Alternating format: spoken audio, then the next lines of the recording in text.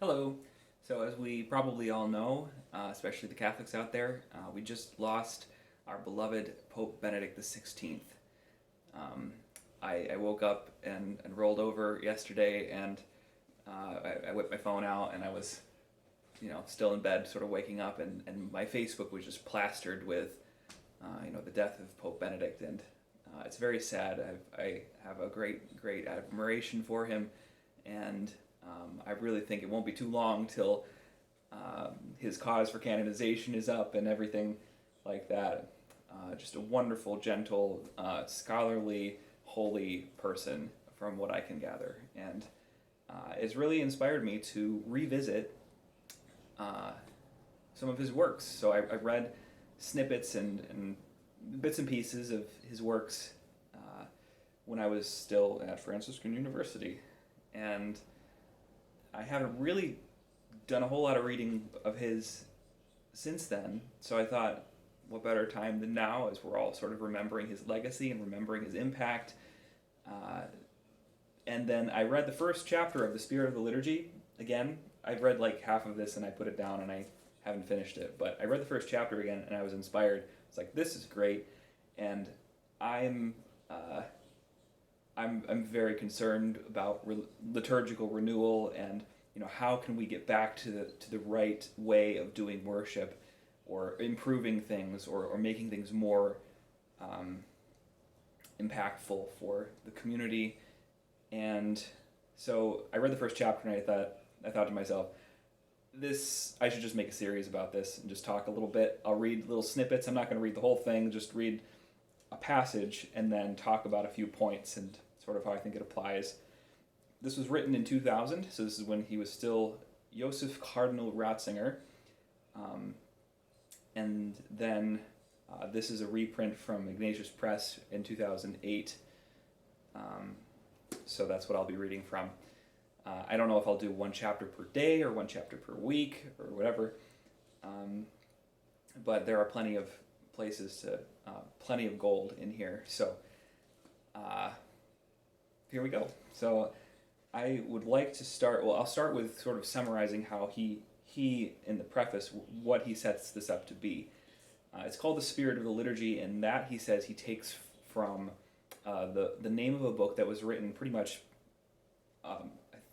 over 100 years ago by a priest named Romano Guardini, and he is known for sort of pushing forward liturgical renewal. So this is way before all the changes in the 60s and 70s and 80s and all that in the Mass, that Romano Guardini and others like him saw that there were, we had this, as Ratzinger says in here, we had this beautiful tapestry, this organic, slowly developed tradition of what worship is, but that it had sort of been whitewashed, that centuries and centuries had sort of taken this tapestry, and it was sort of, as far as how the people understood it, or different aspects, something was clouded about seeing it. The tapestry itself is beautiful, but our ability to see it, our ability to appreciate it, to understand it, was muffled a little bit, in my own words.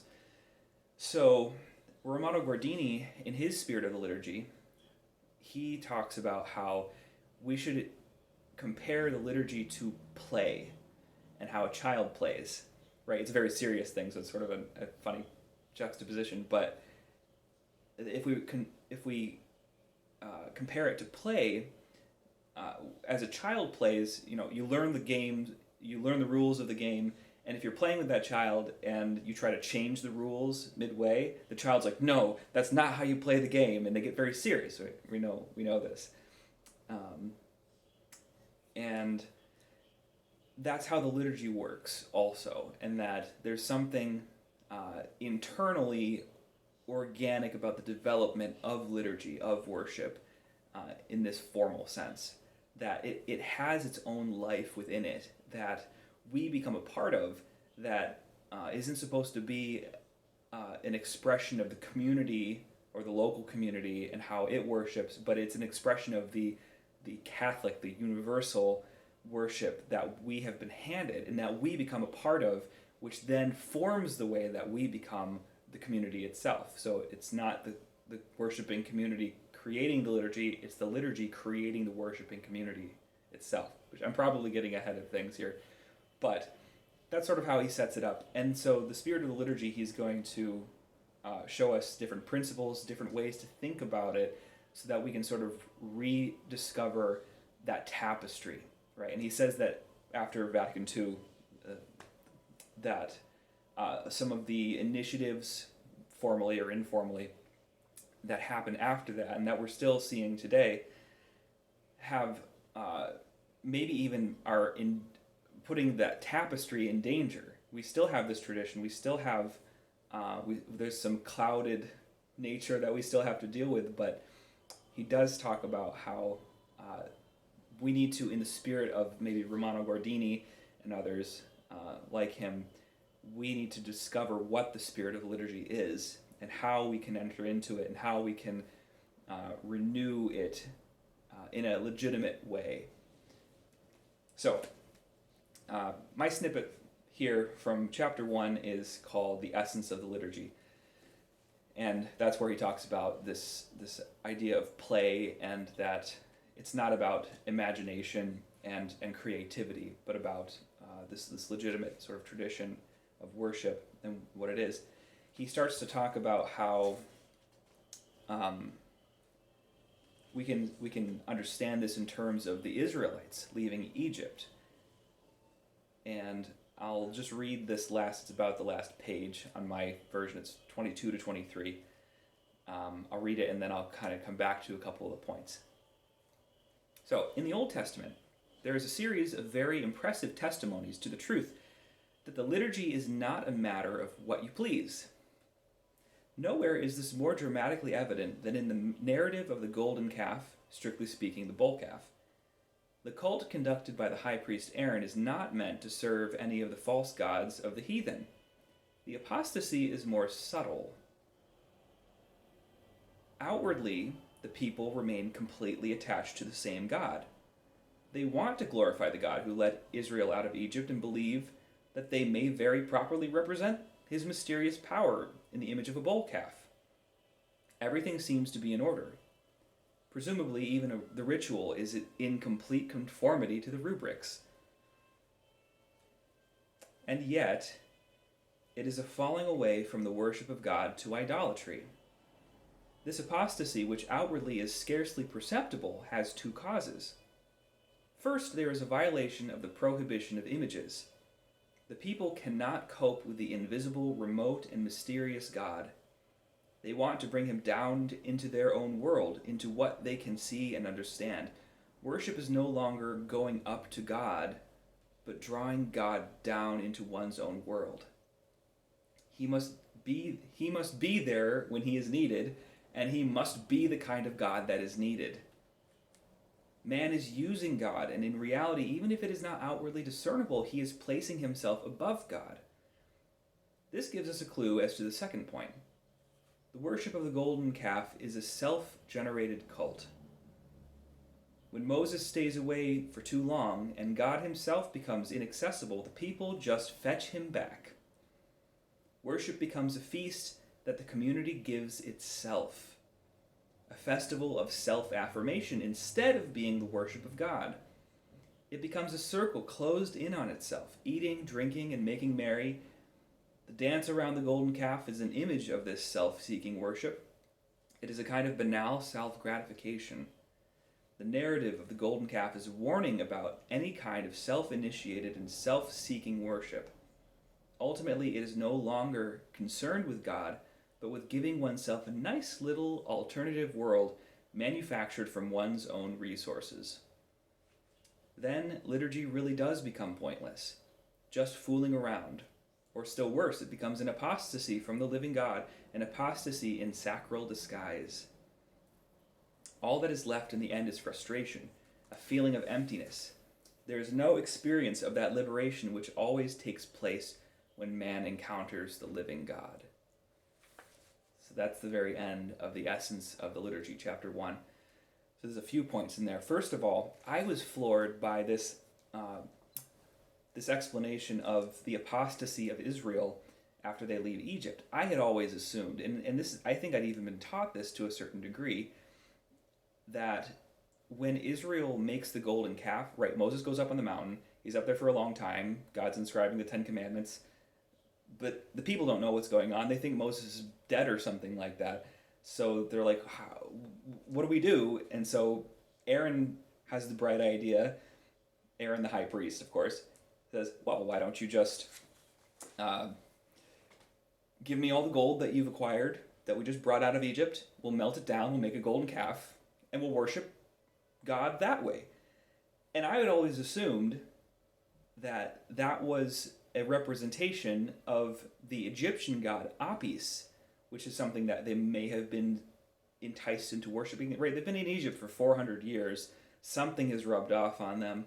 And if this is what occurs to Aaron to do, to worship the golden calf, just like they may have worshipped in Egypt, that they're just kind of bringing the gods of Egypt with them into the desert. But Ratzinger here is saying, no, that's not what they're doing, because when you read the text, they're not. It doesn't say that they're worshiping Apis.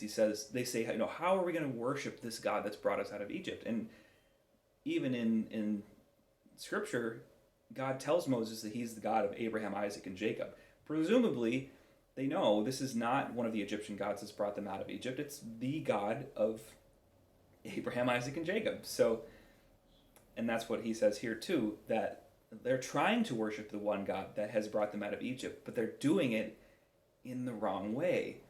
God's brought them into the wilderness to worship him, but they're trying to do it on their own terms. They're trying to come up with some creative way to make God fit into the box that they want him to.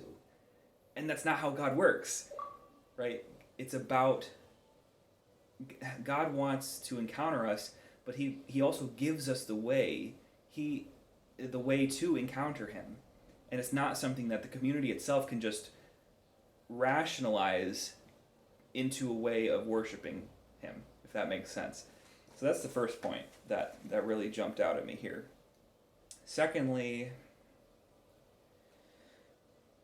so there's the 2 points of what does this apostasy, this turning away from God, what does it come from? The violation of prohibition of images. This is interesting because Moses hasn't come down from the mountain to tell them about the prohibition of images yet.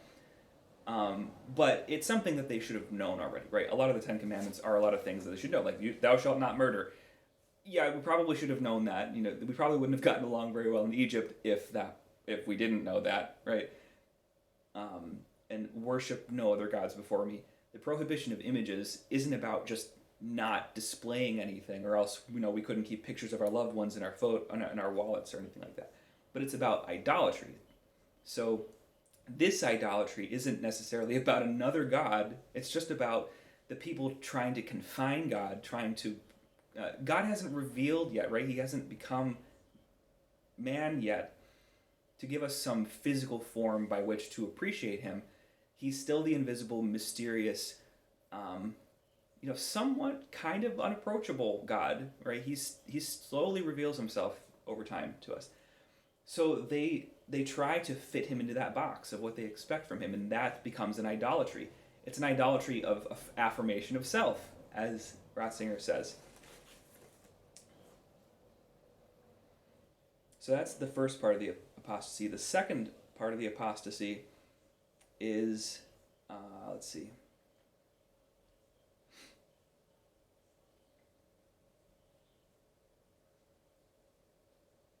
The worship of the golden calf is a self-generated cult. All right, they stay up too long, or Moses stays up too long. It's a circle closed in on itself. They're eating, drinking, and making merry. It's banal self-gratification. It's self-seeking, self-initiated, right? It's not about the way that God is actually reaching down to them. They're just trying to figure it out. They're trying to assume what God is like. And it just becomes a party for their own sake, pretty much. And then he says it really just becomes pointless at that time. There's fooling around. It could just be straight up apostasy. and that we're left with frustration. That when it becomes about my initiative, about my interpretation, about my way of guessing about what, taking the flavor of the community, the flavor of what the likes and dislikes of the people around me, when it becomes about all those things, then, as Ratzinger says here, there is no experience of that liberation which always takes place when man encounters the living God. Right? And this just strikes me so much, because I think one of the things that we are struggling with so much in our liturgies is that, and Pope Francis actually just wrote an article, or he wrote a document about this, that sometimes our congregations become about the personality of the priest or the personality of some of the leaders in the church. And that's not what the worshiping community is supposed to be about. When the priest puts on his vestments, he's putting on vestments in a way to cover his own, right, that he's becoming Christ for us. That this isn't Father Joe Schmo who really hits this type of person in this way, so, and then we draw people in that way, and it becomes a gimmick. But he's putting on the vestments, saying, it's now Christ who's presiding over this thing that's happening right now.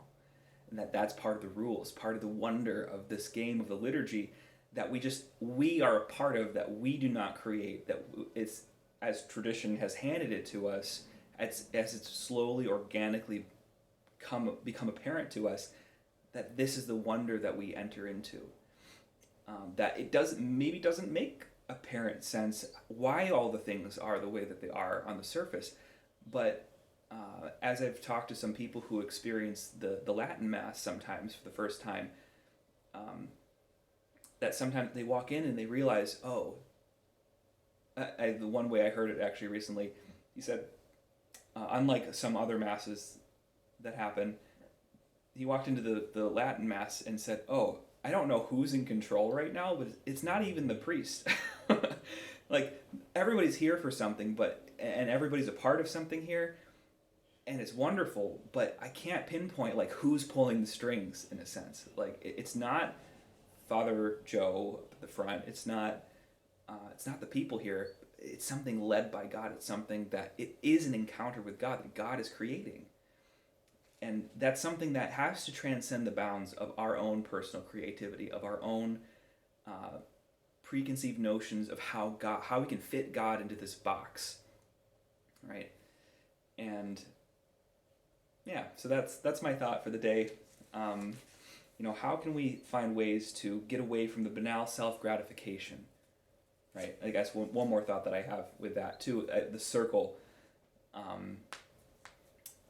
is that some people criticize, and this, I'm not going to bash any rubrics, because if it's in the rubrics, it's in the rubrics, but that the priest used to face east. He used to face away from the people. Everybody would be facing in one direction, and that would be because we're all pointed toward the Holy Land. We're pointed toward the place where God came down to encounter us, and that it's a symbol of we are all facing the same direction. We're all worshiping the same God. And some people, and especially if this also depends on the priest, but with the priest turned toward the people now, people are like, part of the rationale, of course, was like, it seems impersonal if the priest isn't facing the people. But that's not what the Mass is about. The Mass isn't about the priest relating to the people. The Mass is about all of us encountering God in the way that he wants to encounter us. And the priest facing the people, it can kind of become this closed circle. Instead of this straight forward direction toward the Holy Land, toward the place where God became incarnate, where he lived, he died, rose from the dead, ascended into heaven, instead of following that trajectory, that pointedness toward him, sometimes that inward facing, right, that self-gratifying community can become a trap for us. And again, it's not wrong for the priest to face the people, but in this self-gratifying sense, when the community becomes the focal point of the worship itself, then that could be a problem. That could be an issue.